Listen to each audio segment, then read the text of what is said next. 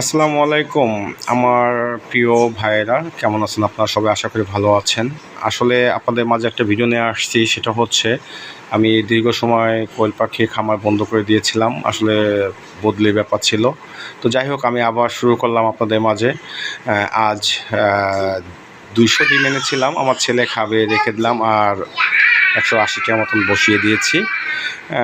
দেখি ফ্যামিলি আমিষের চাহিদা মেটাতে পারি কিনা। যদি হয় আমি এই অল্প থেকে শুরু করব।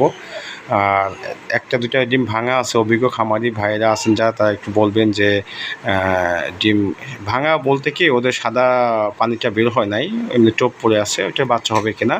এই যে আর কিছু যে ভাঙা ডিম আছে যে আমি দেখালাম, ভেঙে গেছে। আসলে আনার সময় হয়তো ভেঙে গেছে, বুঝতে পারিনি। তো দেখি, মানে দেখে দেখে কিছু রেখে দিয়েছি। তো সবাই দোয়া করবেন যেন আমি সফল হতে পারি।